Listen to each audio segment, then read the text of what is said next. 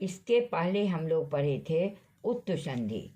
आज हम लोग रत्त संधि का अध्ययन कर रहे हैं। रत्त संधि का मीन्स हुआ विसर्ग का र हलंत हो जाना, यानी विसर्ग के स्थान पर र हलंत हो जाना। यदि विसर्ग के पहले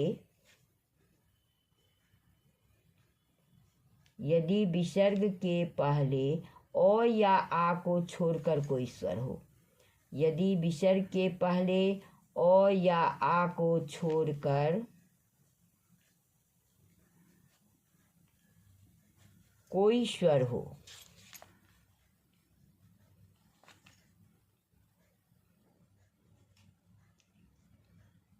और विसर्ग के बाद कोई स्वर हो, विसर्ग के बाद कोई स्वर हो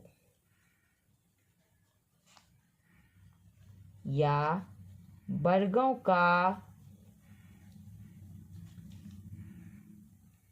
तीसरा, चौथा, पांचवा वर्ण हो, या यो, रो, लो, वो, हो में से कोई वर्ण हो, तो विसर्ग का र हलंत हो जाता है, यानी विसर्ग के स्थान पर र हलंत हो जाता है।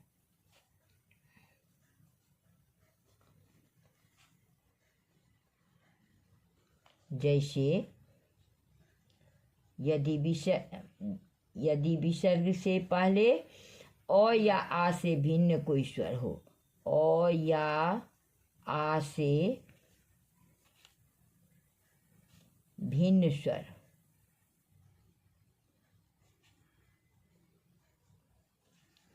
यदि विसर्ग के पहले अ या आ से भिन्न कोई स्वर हो, उसके बाद कोई स्वर हो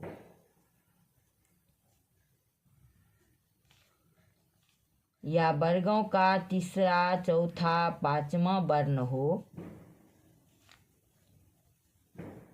या यो, रो, लो,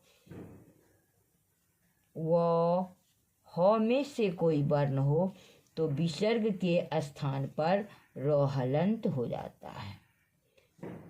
इसमें समझाया गया कि यदि विसर्ग से पहले अ या आ से भिन्न कोई स्वर हो, अर्थात हर्षही, दीर्घही, हर्षहु, दीर्घहु, ए, ऐ, कोई भी स्वर हो और उसके बाद कोई स्वर हो और उस वर्गों का तीसरा, चौथा, पांचवा वर्ण हो, या य, र, ल, व, ह में से कोई वर्ण हो, तो विसर्ग के स्थान पर र हलंत हो जाता है। जैसे कवि ही, जोर, इच्छति ये स्वर है और विसर्ग से पहले हर्षही है, तो इच्छति, तो विसर्ग का क्या हो जाएगा? र हलंत। तो र हलंत में ई मिला तो री बन गया, तो बनेगा कवि रिच्छति, कवि चाहता है।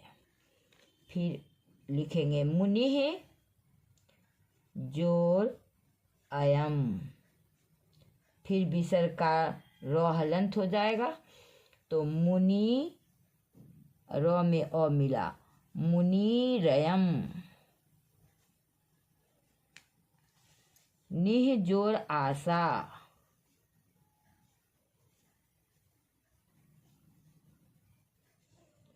तो विसर्ग का र हलंत हुआ तो रा, निराशा। इसी तरह से दुह जोर बलह,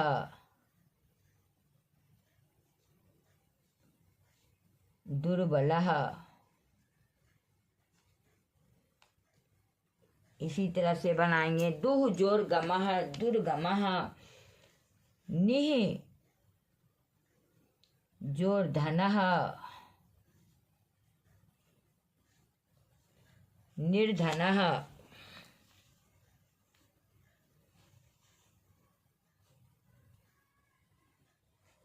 आयुः, इसमें विसर्ग के पहले ऊ है। आयुः जोर वेदः, आयुर्वेदः।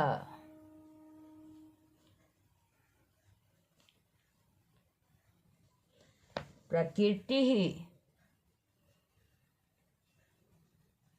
जोर अस्माभिः, अस्माभिः में तृतीया, अस्मत् शब्द तृतीया बहुवचन है, तो विसर्ग का र हलंत हो गया तो बनेगा प्रकृति रस्माभिः।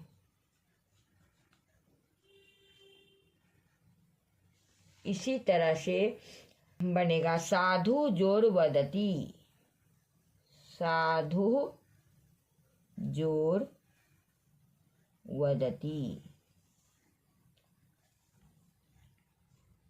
साधुर्वदति।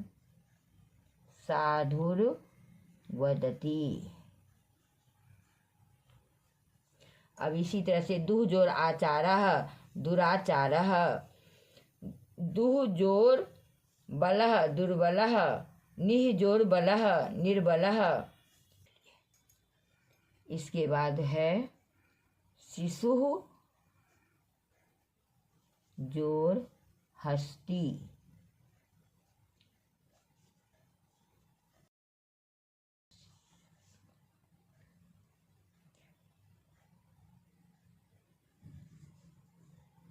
शिशुर हस्ती। अब इसके आगे हम लोग पढ़ेंगे विसर्ग का लोप हो जाना, विसर्ग लोप।